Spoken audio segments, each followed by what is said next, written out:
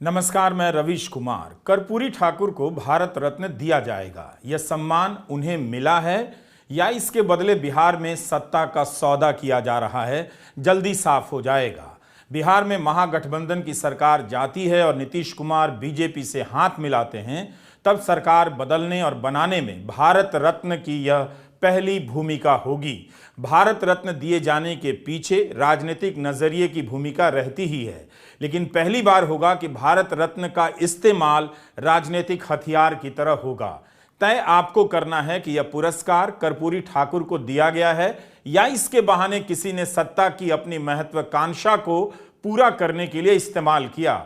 अगर ऐसा है तो नाम के लिए पुरस्कार कर्पूरी ठाकुर को दिया जाता है, मगर असली पुरस्कार कोई सत्ता के रूप में बिहार की सरकार को हथिया कर लेता है। क्या भारत रत्न देकर बीजेपी कर्पूरी ठाकुर के सपनों को पूरा कर देगी और सिर्फ इसलिए नीतीश बीजेपी के साथ चले जाएंगे? हम इस वीडियो में इस पर बात करेंगे। भारत रत्न की घोषणा के अगले दिन प्रधानमंत्री नरेंद्र मोदी का लेख छपता है। प्रधानमंत्री के लेख में कर्पूरी ठाकुर की सादगी का बहुत बखान किया गया है, मगर सामाजिक न्याय, खासकर आरक्षण को लेकर उनके अड़ जाने की राजनीति का जिक्र नहीं मिलता। अपने लेख में प्रधानमंत्री सामाजिक न्याय का जिक्र तो करते हैं, मगर कर्पूरी फॉर्मूला, आरक्षण जैसे शब्दों का इस्तेमाल नहीं करते। सामाजिक न्याय और प्रतिनिधित्व का इस्तेमाल करते हैं। प्रधानमंत्री ने अपने लेख में कर्पूरी के 26% आरक्षण का जिक्र क्यों नहीं किया? उस फैसले के बगैर कर्पूरी ठाकुर हो ही नहीं सकते हैं। फिर प्रधानमंत्री के लेख में उसका जिक्र इस तरह से किया जाए कि कोई दरवाजा छूकर लौट आया हो और दावा कर रहा हो कि घर के अंदर भी गया था। प्रधानमंत्री कर्पूरी ठाकुर की ईमानदारी का जिक्र करते हैं, मगर अंग्रेजी हटाओ और आरक्षण लागू करने के क्रांतिकारी फैसलों का जिक्र नहीं करते। बस जनरल सी बातें लिखते हैं कि कर्पूरी ठाकुर का जीवन सामाजिक न्याय के इर्द गिर्द घूमता रहा। लिखते हैं कि सामाजिक न्याय उनका प्रिय विषय था। इतना ही लिखते हैं कि शिक्षा एक विषय था जो कर्पूरी जी के हृदय के सबसे करीब था। कर्पूरी ठाकुर से पहले अटल बिहारी वाजपेयी, मदन मोहन मालवीय, नानाजी देशमुख, भूपेन हजारिका और प्रणब मुखर्जी को भारत रत्न दिया गया। प्रधानमंत्री ने इन्हें भारत रत्न दिए जाने की घोषणा के बाद कोई लेख नहीं लिखा। हमने काफी ढूंढा पर नहीं मिला। कर्पूरी ठाकुर को भारत रत्न दिए जाने की घोषणा के अगले दिन प्रधानमंत्री का लेख छपता है। साफ है, यह पुरस्कार कर्पूरी ठाकुर के लिए कम, बिहार की सत्ता और वहां की राजनीतिक समीकरण को अपने पाले में लाने के लिए दिया गया है। आप जानते हैं कि भारत रत्न पुरस्कार का चयन राष्ट्रपति या प्रधानमंत्री ही करते हैं। कर्पूरी ठाकुर के कुर्ते की सादगी और कुर्ते बदलने के प्रसंग वाकई बहुत अद्भुत हैं। प्रधानमंत्री ने उन्हें याद किया है, लेकिन अगर आप प्रधानमंत्री से उम्मीद करें कि उन्हें भी कर्पूरी ठाकुर की तरह सादगी बरतनी चाहिए, तो यह ठीक बात नहीं। दौर अलग होता है और सभी नेताओं की अपनी अपनी शैली होती है। यह भी सही है कि प्रधानमंत्री मोदी कम से कम कपड़ों और कुर्तों के मामले में कर्पूरी ठाकुर का जीवन नहीं जी सकते हैं। 10 साल का हर दिन का विशाल अनुभव यही कहता है। हाँ, आप उसके बारे में अलग से जरूर विचार कीजिए कि प्रधानमंत्री मोदी के कपड़ों को तय करने, नाना प्रकार के स्टाइल के कपड़े बनाने और हर दिन अलग रूप में दिखने के पीछे का तंत्र कैसा होगा, इसका बजट कितना होगा, उन कपड़ों का क्या होता होगा जो 1 या 2 बार ही पहने जाते हैं। तो ऐसी जिज्ञासा गलत नहीं मानी जाएगी। भारत की राजनीति का यही अद्भुत दृश्य है। कोई फटे कुर्ते में भी सम्मानित है, कोई सैकड़ों प्रकार के कुर्ते बदलकर भी सम्मानित है। प्रधानमंत्री का एक सूट लाखों में नीलाम हुआ, वही प्रधानमंत्री आज कर्पूरी के सादे कुर्ते और उनकी सादगी पर लेख लिख रहे हैं। यही राजनीति का कमाल है। आप जैसा नहीं हो सकते उसकी भी आप तारीफ करते हैं और करनी पड़ती है। हम आज के वीडियो में कर्पूरी ठाकुर के बारे में काफी कुछ बताएंगे। प्रधानमंत्री ने अपने लेख में आखिर उन मुद्दों को छूकर क्यों छोड़ दिया जिनके बिना कर्पूरी ठाकुर का राजनीतिक जीवन पूरा हो ही नहीं सकता है।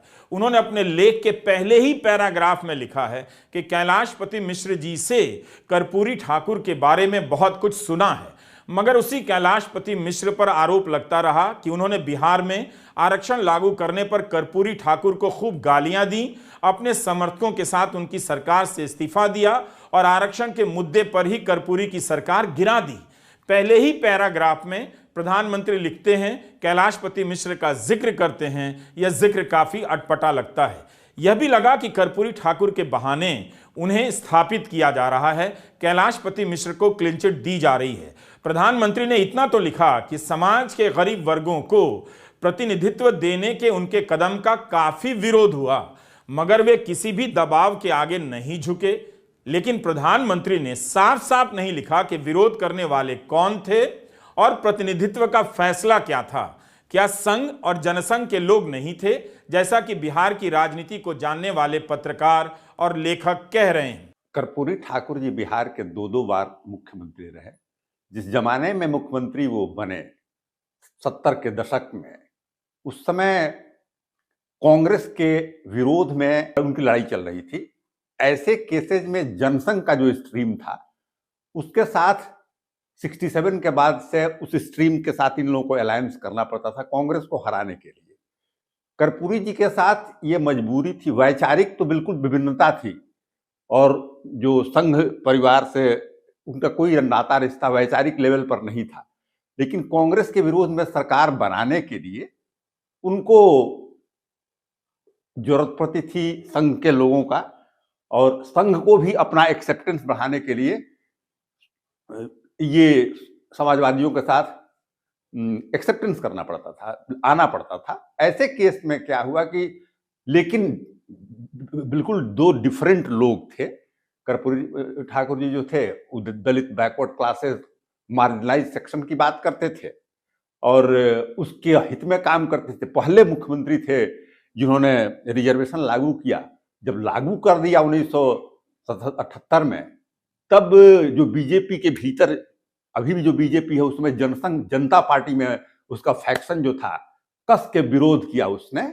और उस समय कैलाशपति मिश्र जी फाइनेंस मिनिस्टर थे, कर्पूरी ठाकुर गाली गुप्ता लोगों ने किया, संघ के लोगों ने, उनके विधायकों ने निकल करके उसी समय नारा उन्हीं लोगों का दिया हुआ है कि ये रिजर्वेशन कहाँ से आई, कर्पूरी की माई भी आई। और कालक्रम में आप देखिएगा तो संघ की जो धारा है वो जिस भी पार्टी के साथ रहे, ये बैकवर्ड क्लासेस, दलित, इस सब के मानसिक रूप से लगातार विरोध वो करते रहा है। जो विरोध आपको शुरू से ही उसके सिद्धांत में ही है कि वो एक मुस्लिम माइनॉरिटीज, वीकर सेक्शन की राजनीति नहीं करता है। वो एक दबंग लोगों का, एक रिच वर्ग का प्रतिनिधित्व करते आया है। तो उस रूप में तो कर्पूरी जी बिल्कुल ही डिफरेंट थे। हाँ, अब आप देखिए अभी उनको भारत रत्न दिया गया है, तो वाजपेयी जी भी 6 वर्षों तक प्रधानमंत्री थे, यही भी 10 साल पूरा करने जा क्यों दिया गया? इसके पीछे सीधी सी बात है कि अब बैकवर्ड क्लासेस को, उनके लीगेसी को आज भी रेलिवेंट है। जो नरेंद्र मोदी जी को, जिनकी पार्टी ने लगातार, चाहे वो कमंडल के टाइम की बात हो, उसके स्ट्रीम को विरोध करती रही, उनको देना पड़ा। यही कर्पूरी ठाकुर की का जो महत्व है, रेलिवेंस जो है, इतने दिनों के मरने के बाद भी उनके लीगेसी को आप छोड़ नहीं सकते हैं, इसीलिए उनको देना पड़ा है।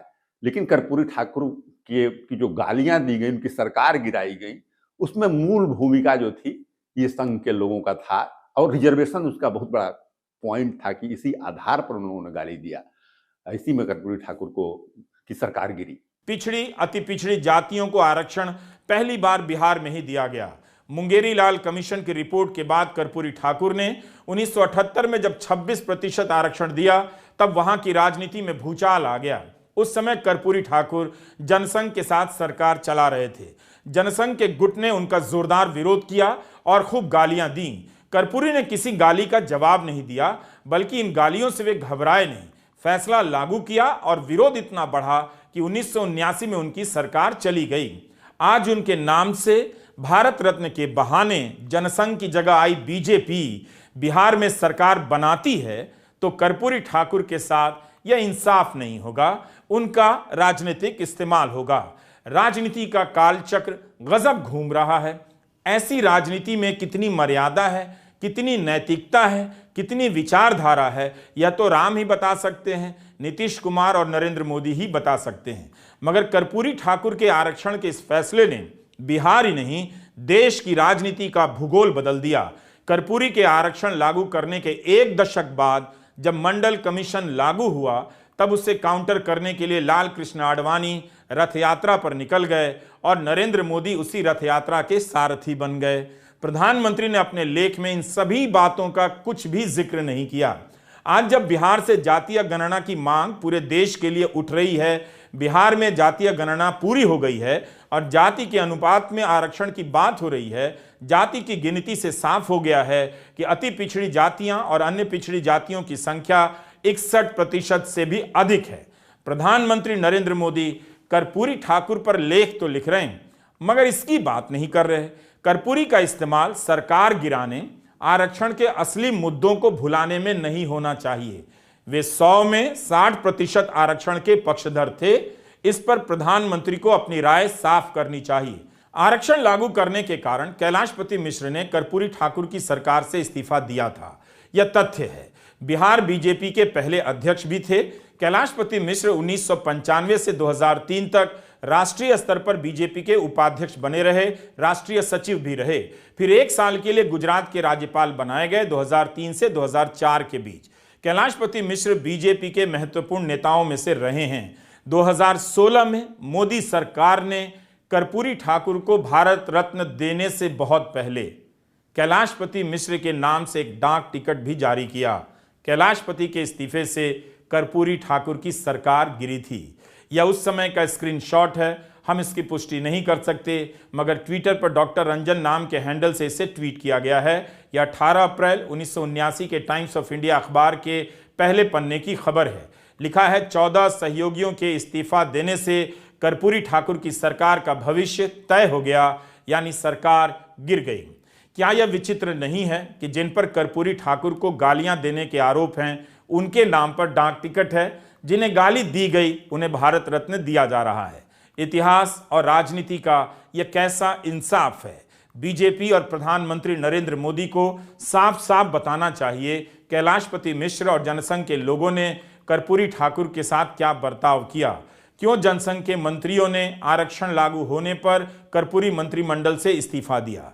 क्या कैलाशपति मिश्र के नाम पर डाक टिकट जारी करने वाली सरकार कर्पूरी ठाकुर को भारत रत्न देकर वाकई उनकी राजनीति के साथ इंसाफ कर रही है, या बिहार में सरकार बदलवाने या हथियाने का खेल रच रही है। बात स्पष्ट कर देता हूं, किसी के मन में ये संशय हो कि चुनाव के परिणामों के बाद नीतीश बाबू को फिर से भाजपा एनडीए में लेगी, तो मैं बिहार की जनता को स्पष्ट कह देना चाहता हूं और लल्लन बाबू को भी स्पष्ट कहना चाहता हूं, आप लोगों के लिए भाजपा के दरवाजे हमेशा के लिए बंद हो चुके हैं। अमित शाह का यह बयान 2 अप्रैल 2023 का है। अब इन जैसे बयानों का क्या होगा। तेजस्वी यादव के साथ चले जाने के बाद बीजेपी ने पानी पी पी कर नीतीश कुमार को कोसना शुरू किया। कहा कि कुछ भी हो जाए, अब उनके साथ नहीं जाएंगे, कभी अपने गठबंधन में नहीं लेंगे, जैसे कि चर्चा चल रही है। अगर सही निकली तो अमित शाह से लेकर बीजेपी के तमाम नेता अपने उन बयानों का क्या करेंगे। 22 जनवरी को कहा जा रहा था कि अयोध्या में राम मंदिर को लेकर, मंदिर के बनने के बाद बीजेपी की आंधी चल रही है पूरे देश में। यह भी कहा जा रहा था कि मोदी जो भी प्रण करते हैं पूरा करते हैं। मगर एक दिन बाद 23 जनवरी को कर्पूरी ठाकुर को भारत रत्न दिए जाने की घोषणा करते हैं और चर्चाएं चल पड़ती हैं कि बीजेपी को नीतीश कुमार का साथ चाहिए अगर बिहार में जीतना है तो। तब क्या बीजेपी अपना यह प्रण भूल जाएगी और नीतीश के साथ कभी नहीं जाने का प्रण तोड़ देगी। पटना में यह बीजेपी का मुख्यालय है। यह वीडियो मैंने 20 जनवरी को लिया था। यहां के ज्यादातर पोस्टरों पर राम आ रहे हैं और कुछ पर मध्य प्रदेश के मुख्यमंत्री को यादव नेता के तौर पर बिहार लाया जा रहा है। कर्पूरी ठाकुर को लेकर भी पोस्टर हैं, मगर प्रमुखता के हिसाब से राम मंदिर और मोहन यादव ही छाए नजर आए। जिस सड़क पर बीजेपी का दफ्तर है उसी पर जनता दल यूनाइटेड का भी है, जिसके बाहर केवल कर्पूरी ठाकुर जनशताब्दी वर्ष समारोह के पोस्टर बैनर लगे हैं। पटना शहर में भी जनता दल यूनाइटेड के पोस्टर कर्पूरी ठाकुर को लेकर चारों तरफ नजर आ रहे थे। 20 जनवरी के दिन यही लगा कि जनता दल यूनाइटेड के लिए कर्पूरी ठाकुर कितने बड़े नेता हैं। बीजेपी के लिए कर्पूरी ठाकुर का अस्तित्व जनता दल यूनाइटेड के बराबर नहीं। 23 जनवरी को उसी बीजेपी मुख्यालय के सामने एक मंच तैयार मिलता है, जिसका वीडियो आप देख रहे हैं, जिस पर कर्पूरी ठाकुर का पोस्टर है, बीजेपी के प्रमुख नेताओं की तस्वीरें हैं। 24 जनवरी को कुछ लोग इस तरह से बुला लिए जाते हैं जिनके हाथों में बीजेपी के रंग से रंगा पोस्टर पकड़ा दिया जाता है। उन पोस्टरों पर जनशताब्दी वर्ष लिखा है, कर्पूरी ठाकुर का नाम लिखा है। बीजेपी भले कर्पूरी ठाकुर को अपना लेने का अब दावा कर ले या भारत रत्न मिलने पर दावा कर ले, लेकिन सच्चाई यही है कि कर्पूरी ठाकुर बीजेपी के नायक कभी नहीं रहे। जनवरी 2016 में नीतीश कुमार ने जदयू द्वारा आयोजित कर्पूरी ठाकुर की जयंती के कार्यक्रम में कहा था कि अब जब भाजपा कर्पूरी ठाकुर की जयंती मनाने लगी है तो उन्हें भारत रत्न भी दे दे। हिंदू अखबार की एक रिपोर्ट से पता चलता है कि बीजेपी के प्रदेश अध्यक्ष सम्राट चौधरी ने आरोप लगाया है कि उनकी पार्टी जिस मिलर स्कूल मैदान पर कर्पूरी ठाकुर जनशताब्दी वर्ष मनाना चाहती थी, उसके लिए नीतीश कुमार की सरकार ने अनुमति नहीं दी। बीजेपी ने 24 जनवरी के लिए बुकिंग कराई थी, मगर उनकी बुकिंग कैंसिल कर दी गई। सम्राट चौधरी ने कहा है कि यह बिहार सरकार की गुंडागर्दी है। लालू प्रसाद यादव के प्रभाव में बिहार के मुख्यमंत्री गुंडागर्दी कर रहे हैं, यह छपा है। क्या बीजेपी के प्रदेश अध्यक्ष सम्राट चौधरी को पता था कि जिस नीतीश कुमार पर वे गुंडागर्दी के आरोप लगा रहे हैं उन्हें जल्दी ही गले लगाना पड़ सकता है? यह सवाल तो नीतीश कुमार से भी पूछा जाना चाहिए कि उन पर गुंडागर्दी के आरोप लगाने वाले लोगों के साथ वे कैसे जा सकते हैं। अब समझ आ रहा है कि सारी पृष्ठभूमि तैयार थी, बस 24 जनवरी का इंतजार था। अयोध्या से लौटकर प्रधानमंत्री सूचना देते हैं कि कर्पूरी ठाकुर को भारत रत्न दिया जा रहा है और खबरें छपने लग जाती हैं कि नीतीश कुमार तेजस्वी यादव से अलग होकर बीजेपी के साथ जाने वाले हैं। जिस जनसंघ के नेताओं ने कर्पूरी जी को गालियां दी, अब उनकी जनशताब्दी मनाने वाले सम्मान के नाम पर बीजेपी के साथ नीतीश कुमार तैयार बताए जा रहे हैं जाने के लिए।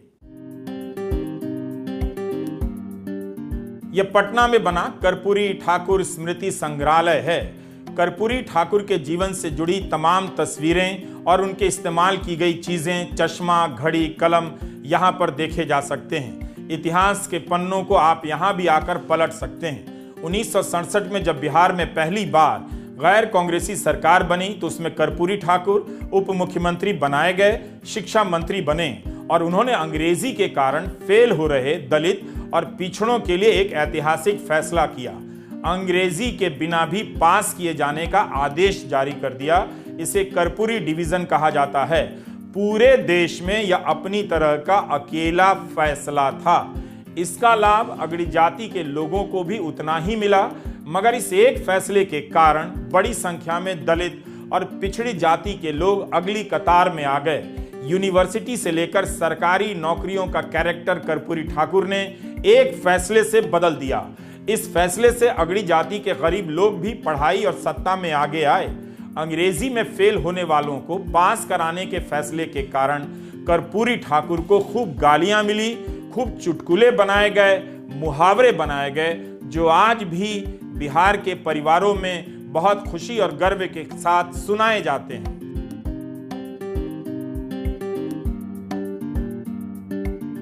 जब कर्पूरी ठाकुर ने अंग्रेजी का विरोध किया, गांधी की भाषा नीति पर चलते हुए हिंदुस्तानी का प्रयोग किया, तो उनके उर्दू के शब्दों के इस्तेमाल को लेकर एक नारा चला था, मौलवी कर्पूरी मुर्दाबाद।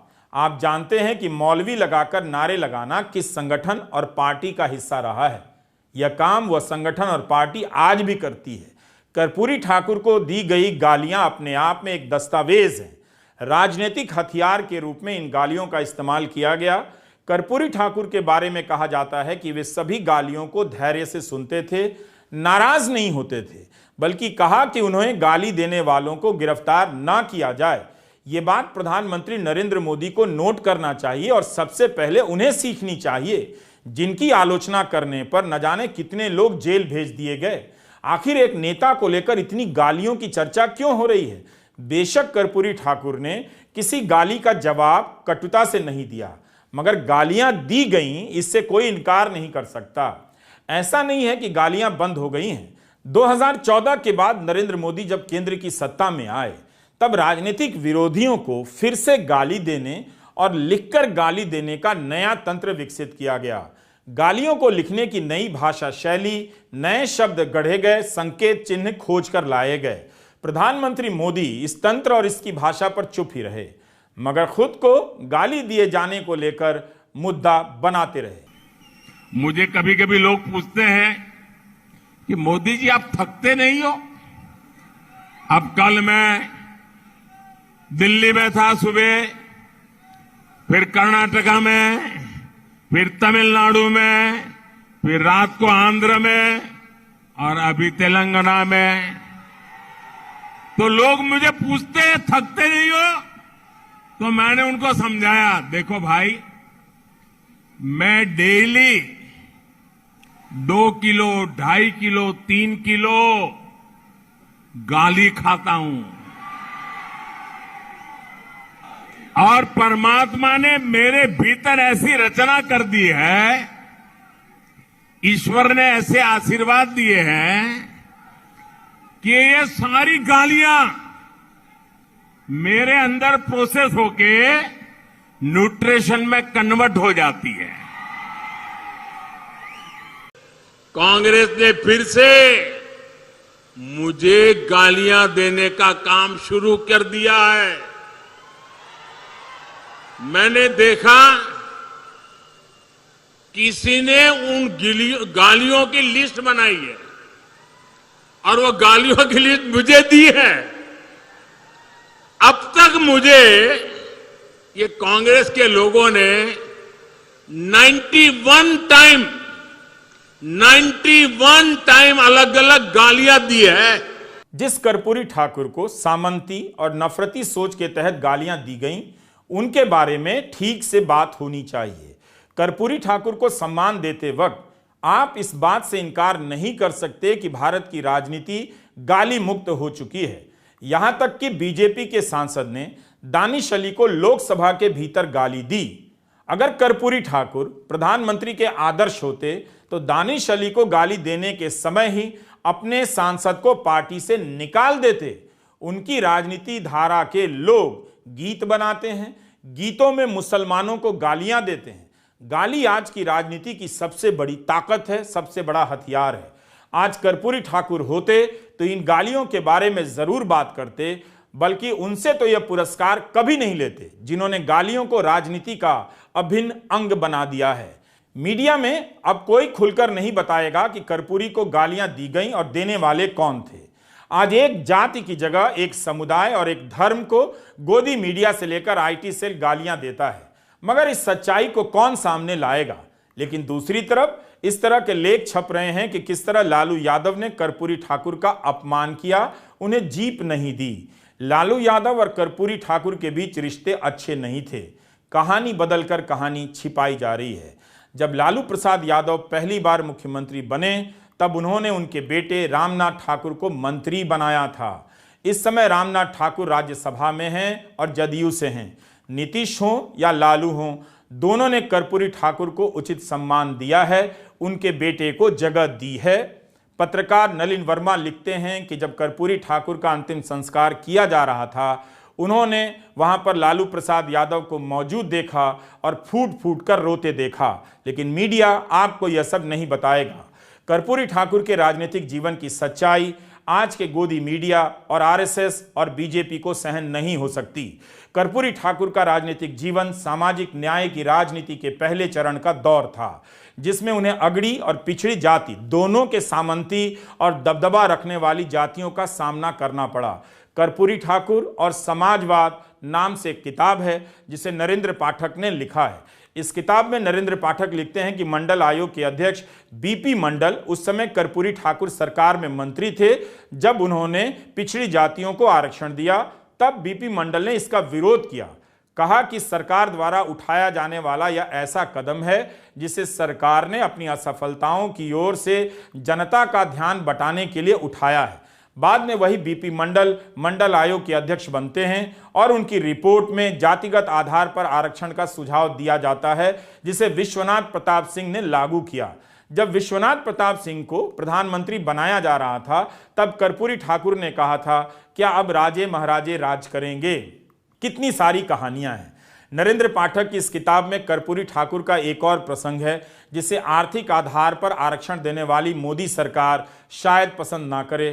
कर्पूरी ठाकुर ने कहा कि जेपी चाहते थे कि आर्थिक आधार पर आरक्षण हो, इससे उनका कोई विरोध नहीं, लेकिन यदि आर्थिक आधार पर आरक्षण लागू किया गया तो बिहार में भ्रष्टाचार और घुसखोरी बढ़ जाएगी, लोग पैसे देकर सर्टिफिकेट बनाने लग जाएंगे।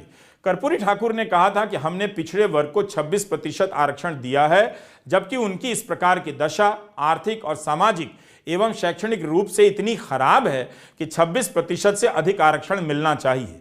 क्या प्रधानमंत्री नरेंद्र मोदी कर्पूरी ठाकुर की इस बात से सहमत हो सकते हैं? तब उन्हें जाति की गणना और आरक्षण बढ़ाने का फैसला तुरंत कर लेना चाहिए। आरक्षण को लेकर यही जिद थी कि उन्हें पद से हटा दिया गया।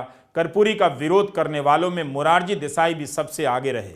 जनता पार्टी में आरक्षण विरोधी तत्व और पिछड़ी जाति के सामंती तत्व कर्पूरी को हर कदम पर रोका करते थे। यही कारण था कि कर्पूरी ठाकुर का राजनीतिक जीवन भले लंबा रहा, मगर सत्ता में वे 38 महीनों के लिए ही रहे। हर बार उनकी सरकार गिरा दी गई और हर बार कर्पूरी ठाकुर को रोकने और हटाने के लिए सरकार गिराई गई। जब भी वे दलित और पिछड़ों के लिए बड़े लक्ष्य की तरफ बढ़ते थे, हटा दिए जाते थे या हाशिए पर धकेल दिए जाते थे। आजादी के बाद जब केंद्र में पहली बार गैर कांग्रेसी सरकार बनने का वक्त आया, तब कर्पूरी ठाकुर जगजीवन राम को प्रधानमंत्री बनाना चाहते थे। जगजीवन राम को रोकने के लिए चौधरी चरण सिंह ने मोरारजी देसाई को आगे कर दिया। मोरारजी देसाई प्रधानमंत्री तो बने, मगर कर्पूरी ठाकुर ने उस सरकार में कोई पद नहीं लिया। मोरारजी देसाई यूं ही कर्पूरी ठाकुर का पत्ता नहीं काटते रहे। बाद में मोरारजी देसाई की सरकार गिराकर कांग्रेस के समर्थन से चौधरी चरण सिंह प्रधानमंत्री बन गए। चौधरी चरण सिंह संसद में विश्वास मत का सामना तक नहीं कर पाए, उसके पहले ही उनकी सरकार गिर गई। 1977 में बिहार विधानसभा में जनता पार्टी को बहुमत मिला। सत्येंद्र नारायण सिंह और कर्पूरी ठाकुर के बीच मतदान हुआ। कर्पूरी ठाकुर जीत गए। 24 जून 1977 को दूसरी बार मुख्यमंत्री बने, जो अप्रैल 1979 तक उनकी सरकार चलती है। पहली बार दिसंबर 1971 में मुख्यमंत्री बने और उसके पहले 1967 में उप मुख्यमंत्री बनाए गए। तो 1977 की सरकार केवल आरक्षण के कारण गिरी थी या कुछ और भी कारण थे? लाइव लॉ ने एक रिपोर्ट प्रकाशित की है, जिससे साफ होता है कि कर्पूरी ठाकुर जैसे ईमानदार और सख्त प्रशासक की पकड़ लंबे समय के लिए ना बन सके, इसके लिए उन्हें लगातार कमजोर किया जाता रहा।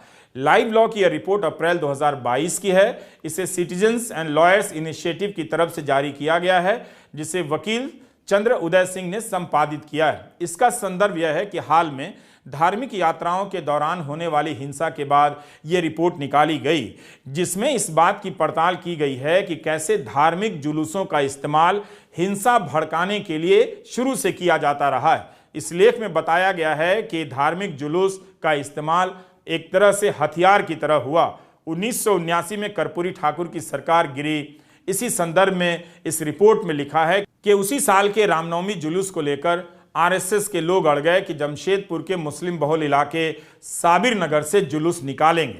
कर्पूरी जनसंघ सरकार मना करती रही, लेकिन आखिर में मान गई। अनुमति मिली कि मुख्य जुलूस से अलग होकर एक छोटा समूह साबिर नगर से निकलेगा, लेकिन ऐन मौके पर 15,000 लोगों का पूरा जुलूस उसी रास्ते से निकला। साबिर नगर मस्जिद के सामने भाजपा विधायक दीनानाथ पांडे ने हुजूम को रोका और मुसलमानों के खिलाफ भड़काऊ भाषण दिए। इसके बाद हिंसा भड़की और 79 मुसलमान, 25 हिंदू समेत 108 लोग जमशेदपुर में फैली हिंसा में मारे गए। पटना हाईकोर्ट के एक रिटायर्ड जज जस्टिस जितेंद्र नारायण की अध्यक्षता में एक जांच आयोग बना, जिसने अपनी रिपोर्ट में कहा कि इन दंगों के लिए आरएसएस और भाजपा विधायक दीनानाथ पांडे जिम्मेदार हैं। यह सब उदय चंद्र सिंह की रिपोर्ट में है, जो लाइव लॉ की साइट पर है, आप जाकर पढ़ सकते हैं। जिसे पढ़ने के बाद पता चला कि इन दंगों के बाद की राजनीति ने भी कर्पूरी की सरकार को अस्थिर करने में भूमिका निभाई होगी। बाकी आप डिटेल पढ़ सकते हैं। कर्पूरी ठाकुर की सरकार आरक्षण की वजह से गिरी, मगर टाइम्स ऑफ इंडिया की पुरानी रिपोर्ट से यह भी पता चलता है कि जमशेदपुर दंगों की भी इसमें भूमिका रही होगी। कर्पूरी ठाकुर के बारे में विस्तार से जानने के बाद आप भारत की राजनीति के आज को भी समझ सकते हैं। कर्पूरी ठाकुर की कहानी एक ऐसे नेता की कहानी है जो 1960 के दशक में बिहार की राजनीतिक जमीन पर तैयार हो रहा था, जिसके भीतर राष्ट्रीय स्तर पर निखरने की पूरी संभावना थी, लेकिन वह संभावना 1970 के दशक के पूरे होते होते बिहार की जमीन पर ही खत्म कर दी गई। कर्पूरी ठाकुर को भारत रत्न दिए जाने की मांग नीतीश कुमार ने भी की है, लंबे समय से की है, लालू प्रसाद यादव ने भी की है, तेजस्वी यादव ने भी की है। आज दोनों की इच्छा पूरी हो रही है, मगर इस वजह से उनकी सरकार भी जाती नजर आ रही है। जदयू द्वारा आयोजित जयंती कार्यक्रम में नीतीश ने कहा कि 2007 में जब से सरकार बनी है बिहार में, तब से हमने हर साल केंद्र से ये मांग की है। नीतीश कुमार ने भारत रत्न दिए जाने के बाद कहा, प्रधानमंत्री ने उन्हें फ़ोन तो नहीं किया, मगर वे चाहें तो इसका पूरा श्रेय ले सकते हैं और उनका धन्यवाद। जनवरी 2019 में तेजस्वी यादव ने मांग की थी कि राम मनोहर लोहिया, कर्पूरी ठाकुर और कांशीराम को भारत रत्न दिया जाए। तेजस्वी यादव ने तो बिहार विधानसभा की शताब्दी वर्ष पर प्रधानमंत्री मोदी के सामने मंच पर ही इसकी मांग की, मगर यह मांग तब मानी गई जब प्रधानमंत्री अयोध्या से लौटकर दिल्ली आए। लालू प्रसाद यादव ने ट्वीट किया है कि मेरे राजनीतिक और वैचारिक गुरु स्वर्गीय कर्पूरी ठाकुर जी को भारत रत्न से बहुत पहले मिलना चाहिए था। हमने सदन से लेकर सड़क तक की आवाज़ उठाई, लेकिन केंद्र सरकार तब जागी जब सामाजिक सरोकार की मौजूदा बिहार सरकार ने जातिगत जनगणना करवाई और आरक्षण का दायरा बहुजन हितार्थ बढ़ाया। डर ही सही, राजनीति को दलित बहुजन सरोकारों पर आना होगा। लालू प्रसाद यादव ने कर्पूरी ठाकुर को भारत रत्न देने की कई बार मांग की है। संघ द्वारा कर्पूरी ठाकुर को बदनाम करने के बारे में भी खूब ट्वीट किया है। 12 अक्टूबर 2015 को लालू यादव का एक ट्वीट है, उन्होंने लिखा है कि आरक्षण ई कहां से आई, कर्पूरी की माई बियाई। लालू यादव ने इसे लिखते हुए पूछा है कि मोदी और उनके राजनीतिक गुरु मोहन भागवत बताएं कि कर्पूरी जी को ये गालियां कौन देता था। अपने फेसबुक पर 2015 और 2016 में कर्पूरी ठाकुर की जयंती और अन्य मौकों पर लेख लिखकर कर्पूरी की राजनीति और संघ के विरोध को लालू प्रसाद यादव याद दिलाते रहे हैं, चेताते रहे हैं कि संघ की विचारधारा कर्पूरी ठाकुर को हाईजैक करना चाहती है। आज हमारे जीवन की सबसे बड़ी साध जो है पूरी हुई है। शोषित, वंचित, उत्पीड़ित वर्गों के सबसे बड़े पैरोकार, महान समाजवादी नेता, बिहार के पूर्व मुख्यमंत्री स्वर्गीय कर्पूरी ठाकुर जी को भारत रत्न दिलाने की मांग दशकों पुरानी है। इसके लिए लगातार हमारा दल, हमारे पिता राष्ट्रीय अध्यक्ष आदरणीय लालू जी, माननीय मुख्यमंत्री जी, कई अन्य वरिष्ठ समाजवादी नेता, मैं स्वयं इसकी मांग करता रहा हूं। और जिस हिसाब से नई महागठबंधन की सरकार ने जाति आधारित गणना करा करके जो उसी के अनुपात में 75% आरक्षण दिलाया है, बढ़ाया है, इसी के दबाव में आज इस मांग को पूरा करना पड़ रहा है। कर्पूरी ठाकुर का राजनीति में होना और बच जाना भारतीय राजनीति के अंतर्कलहों की अद्भुत कथा है। जिस कर्पूरी ठाकुर का टिकट काटकर राजनीतिक जीवन चौपट करने की साजिश उन्हीं की पार्टी के संसदीय दल में होती रही, वे बिहार के मुख्यमंत्री बन तो गए, मगर सामंती जमींदारों और पिछड़ों में शक्तिशाली वर्ग ने उनकी सरकार गिरा दी। उन्हें निपटाने की राजनीति का नेतृत्व दिल्ली से किया जाता रहा, जिसके अगुवा थे उस समय के प्रधानमंत्री मोरारजी देसाई। इतना सब होने के बाद भी कर्पूरी ठाकुर अपने जीवन में, बल्कि अपने जीवन के बाद कहीं ज्यादा प्रासंगिक बने हुए हैं और उनकी मृत्यु के 35 साल बाद उन्हें भारत रत्न दिया जा रहा है। कर्पूरी ठाकुर इस स्तर के नेता थे कि कई बार लोहिया कहा करते थे, मुझे हर राज्य में कर्पूरी जैसा नेता चाहिए। 17 फरवरी 1988 के दिन उनकी मृत्यु हो गई। कर्पूरी ठाकुर 1952 से लेकर 1988 तक अपनी मृत्यु के समय तक बिहार विधानसभा के सदस्य रहे। केवल 1977 को छोड़कर जब वे लोकसभा के सदस्य बने, जीवन में सिर्फ एक बार चुनाव हारे, 1984 के लोकसभा चुनाव में। उन्होंने कई साल से संघर्ष कर रहे बेरोजगार इंजीनियरों को नौकरी दी, सरकारी ठेके में इंजीनियरों को प्राथमिकता दी। उनके समय में इंजीनियरों को नौकरी दिए जाने का अपने आप में एक रिकॉर्ड है। कर्पूरी ठाकुर के राजनीतिक जीवन के करीब जाना आग से खेलना होगा, इसलिए उन्हें महान महान बताकर सभी जल्दी से याद करने की रस्में पूरी कर रहे हैं, मगर कोई नहीं बताएगा कि उनके आदर्शों और सपनों पर चलने का क्या मतलब है, उनका क्या हुआ। क्या वे उस आरक्षण की बात करेंगे जिसकी बात कर्पूरी ठाकुर ने की और अपनी सरकार दांव पर लगा दी? कर्पूरी ठाकुर भूमि सुधार करना चाहते थे, नहीं कर पाए। नीतीश कुमार की सरकार ने भी भूमि सुधार पर एक लंबी चौड़ी रिपोर्ट बनाई, मगर भूमि सुधार नहीं कर पाए, बल्कि भूले से भी अब कोई नाम नहीं लेता। कर्पूरी ठाकुर के समय के भारत और बिहार में दलितों के खिलाफ हिंसा का इतना जोर था कि उन्होंने बंदूक खरीद कर देने का सुझाव दिया। कर्पूरी ठाकुर अति पिछड़े दलितों और आदिवासियों के बीच एकता चाहते थे। सवाल है कि यह एकता क्या समाजवाद के बैनर के नीचे बनेगी या आरएसएस के बैनर के नीचे? इस एकता की लड़ाई अब कौन लड़ेगा, नीतीश कुमार या तेजस्वी या बीजेपी? नीतीश कुमार और तेजस्वी यादव के लिए एक सवाल है, कर्पूरी ठाकुर की एकता की लड़ाई क्या मोदी के सामने सरेंडर कर लड़ी जाएगी या आरएसएस के सामने मोर्चा खोलकर? इसका नेतृत्व नीतीश कुमार करेंगे या नीतीश ये जिम्मेदारी अब तेजस्वी पर छोड़ देंगे और बीजेपी के साथ चले जाएंगे? कर्पूरी ठाकुर की राजनीतिक विरासत एक सम्मान के सहारे दांव पर लगा दी गई है। वे भारत रत्न तो हैं ही, मगर भारत रत्न के बहाने सत्ता हथियाने का एक रत्न बन जाएंगे, यह दिन भी देखना ही था। नमस्कार, मैं रवीश कुमार।